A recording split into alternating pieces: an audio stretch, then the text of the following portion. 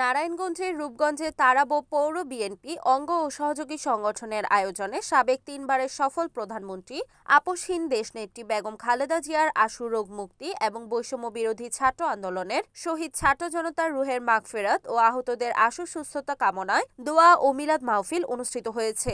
গতকাল বিকেলে উপজেলার রূপসী বাস স্ট্যান্ড এলাকায় তারাবো পৌর বিএনপির সভাপতি জাকির হোসেন রিপনের সভাপতিত্বে উক্ত দোয়া ও মিলাদ মাহফিলে প্রধান অতিথি হিসেবে উপস্থিত ছিলেন বাংলাদেশ জাতীয়তাবাদী দল কেন্দ্রীয় নির্বাহী কমিটির সদস্য বীর মুক্তিযোদ্ধা কাজী মনিরুজ্জামান মনির। পরে প্রধান অতিথির বক্তব্যে তিনি বলেন, আমরা সবসময় বাংলাদেশের সাধারণ জনগণের পক্ষ ছিলাম, আছি, থাকব।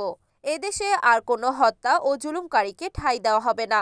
বৈষম্য বিরোধী ছাত্র আন্দোলনের শিক্ষার্থী সহ সাধারণ জনগণের উপর যে হামলা চালিয়েছে শেখ হাসিনা সহ তার দলের নেতাকর্মীরা তাদের দেশে এনে দ্রুত বিচারের দাবিও জানান তিনি। পরে খালেদা জিয়ার আশু রোগ মুক্তি এবং বৈষম্য বিরোধী ছাত্র আন্দোলনের শহীদ ছাত্র জনতার রুহের মাগফিরাত ও আহতদের আশু সুস্থতা কামনায় দোয়া করা হয়। বাহাদুর রহমান মাহবুব ভাই যারা বসেন আমাদের মাঝে উপস্থিত আছেন, আমি অ্যাডভোকেট আমিনুল ইসলাম আমিন, আপনারা আজকে সবাই দেখতে পাবেন তাকে। আজকে মিলাদ মাহফিলে দেশনেত্রী বেগম খালেদা জিয়ার জন্য দোয়া করছি, আল্লাহ যেন তাকে একত্র মজা আছি ইনশাআল্লাহ।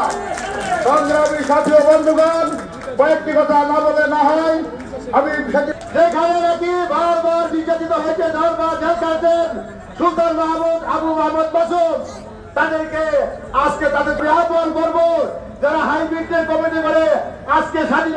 Report Enamul Haque, NAN TV, Narayanganj.